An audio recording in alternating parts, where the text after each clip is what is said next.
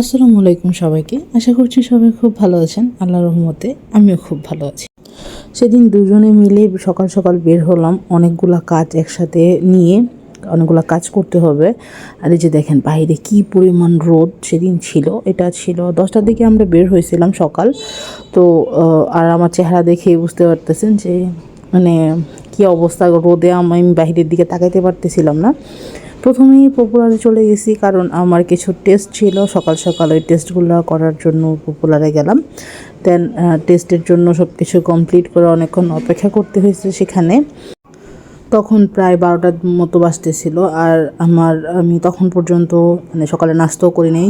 তখন টাইম পর্যন্ত দুজনে বসে বসে অপেক্ষা করতেছিলাম। আর টেস্ট সব কিছু কমপ্লিট করে আবার চলে আসতেছিলাম বাজারের দিকে অন্য কাজ করার জন্য। তো আমি বেস্ট বাইয়ে যাব, ওখান থেকে কিছু জিনিসপত্র কেনার ছিল আমার।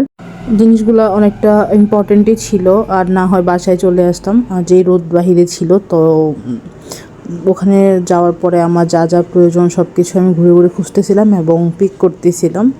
তো যাই হোক, এই বেস্ট বাইয়ের এই ছোট ছোট কাপগুলো খুবই ভালো লাগছে আমার কাছে, কিন্তু তারা বলতেছিল এগুলো ওভেন প্রুফ না, সেই জন্য আর নেওয়া হয় নাই।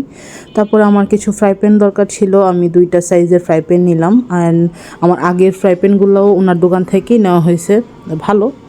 তারপর অনেক প্রায় 12টার দিকে আমি নাস্তা করলাম, সকালের নাস্তা সেদিন দুজনে। আর এগুলো ছাড়া আর কিছু পাই নাই, তখন চাও খাই নাই। তারপর আরেকটা কুকারে যে দোকানে গেলাম, ওখান থেকে আমি কিছু কাপ নিলাম। আর হলো এই ডিনার সেটগুলো দেখে এগুলোর প্রেমে পড়ে গেলাম। মেয়ে মানেই তো মানে সংসারের যে কোনো জিনিসই তাদের চোখে পড়লে মানে তারা পাগল হয়ে যায়। আমার অবস্থাও সেম। তো আরও কিছু কাজ শেষ করে সোজাসুজি মাছ বাজারে চলে গেলাম। আর সেদিন অনেক ভালো মাছ ছিল বাজারে। তারপরে ইলিশ মাছ দেখতেছিলাম, এখানে মাছগুলার প্রাইস আর আগে একদিন গেছিলাম সেদিন থেকে কম ছিল বিদায় 2 পিস মাছ আমি বাসায় নিয়ে আসি। তারপর তো কাঁচা বাজার শেষ করে বাসায় চলে আসি। আর ভিডিওটা আজকে এই পর্যন্তই। ভিডিওটা কেমন লাগলো অবশ্যই কমেন্টস করে জানাবেন। আল্লাহ হাফেজ সবাইকে।